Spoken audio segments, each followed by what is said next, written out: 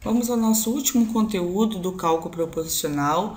Vamos falar sobre as relações equivalentes que ocorrem entre algumas proposições. Bem, o que é uma equivalência? Fazendo a tabela verdade de duas fórmulas, nós já vimos o que é a tabela verdade anteriormente.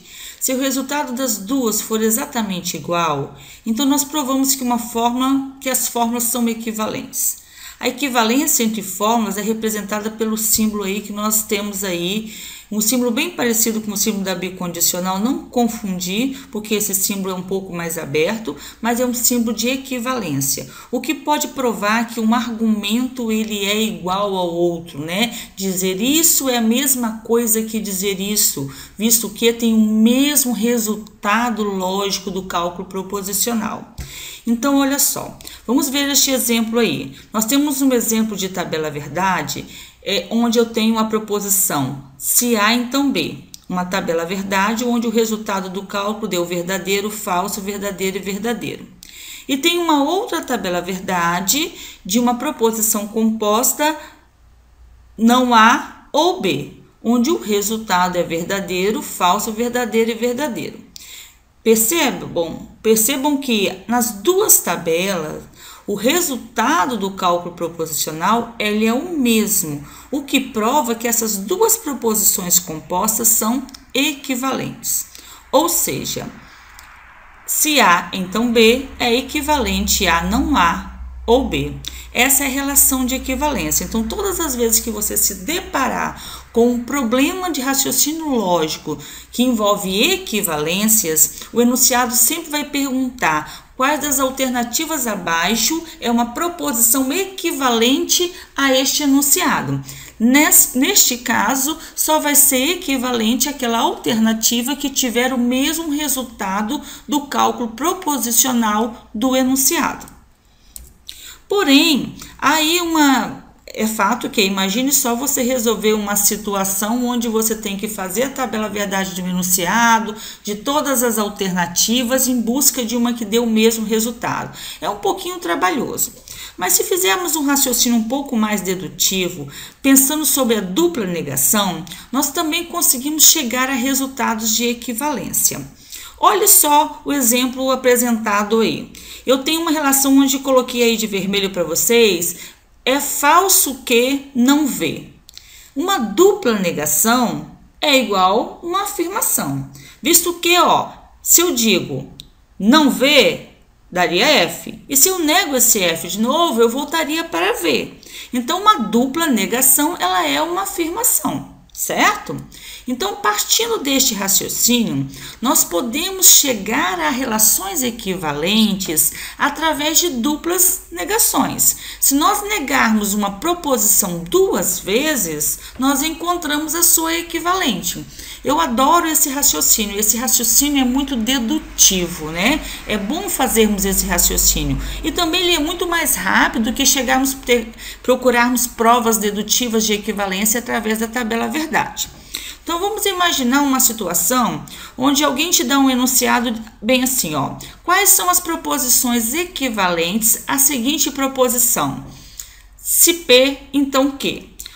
Ou se alguém perguntasse assim, sabendo que se P, então Q é verdadeiro, quais são as outras proposições equivalentes que têm esse mesmo resultado?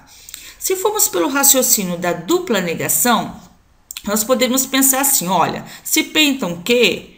modus ponens. Então, isso é uma condicional. E nós já aprendemos que de uma condicional, nós só podemos dizer de forma válida ponens e tollens. Afirmar o antecedente, afirmar o consequente, ou negar o consequente e negar o antecedente.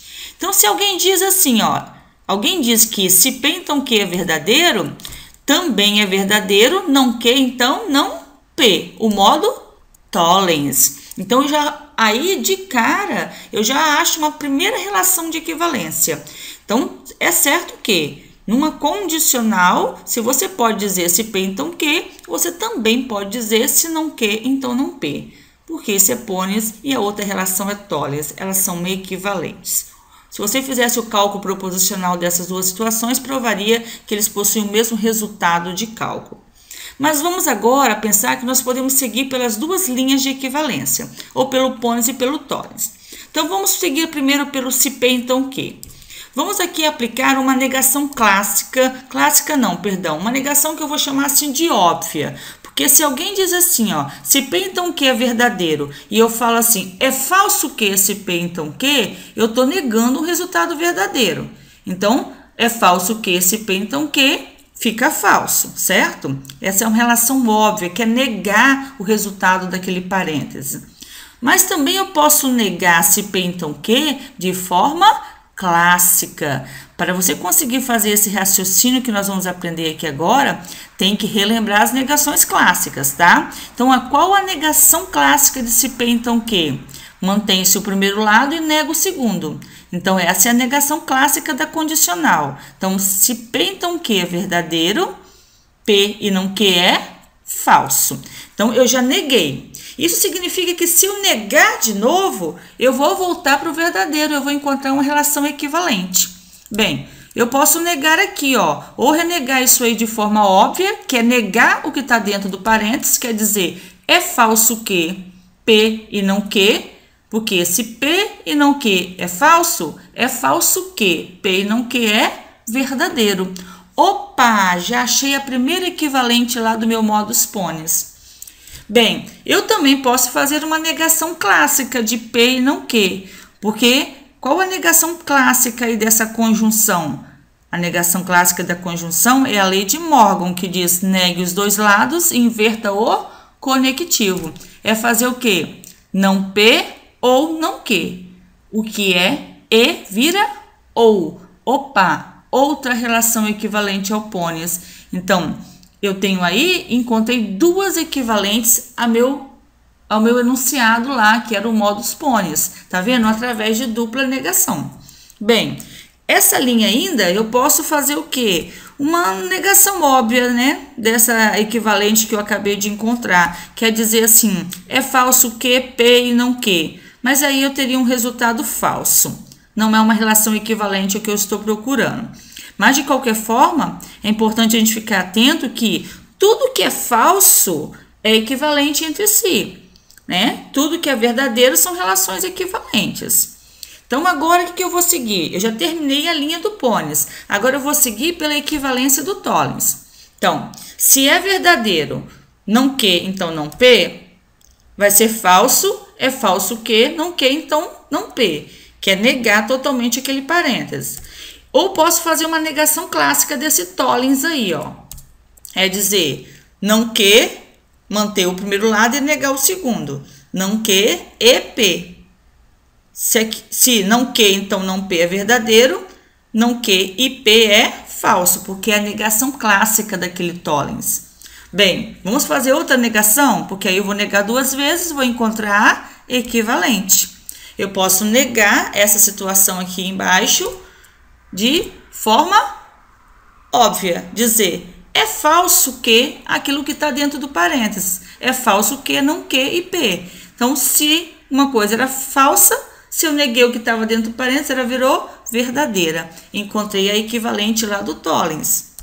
Ou posso também fazer uma negação clássica. Qual a negação clássica de não que e P? Mantenho o primeiro lado, desculpa, neste caso a lei de Morgan, né? Eu tenho aí, nego os dois lados e inverte o conectivo. Dizer que ou não P, que dá verdadeiro. Encontrei aí uma outra equivalente do Tollens. Bem, ainda posso negar essa situação aqui de baixo, só para vocês verem que ela vai virar falsa, que é negar de forma óbvia, negar todo o parêntese. Se eu pensar em outras relações aí que pudesse fazer dupla negação, vocês vão perceber que você vai voltar para alguma outra situação. Então, pensando numa teia de raciocínio dedutivo, acho que nós não conseguimos mais caminhar. Então, se o enunciado lá fosse quais são as proposições equivalentes a se P então que, eu diria, é falso que P e não P ou que, não que, então não P, é falso que, não que e P, e que ou não P. Eu tenho aí todas as relações de equivalências do enunciado. Também é um bom raciocínio dedutivo. Então, você deixa aí para você 2 métodos de resolução para equivalências. Ou prova-se através do cálculo proposicional, procurando resultados de cálculo proposições que deem o mesmo resultado, ou você constrói uma teia de raciocínio dedutivo através da dupla negação.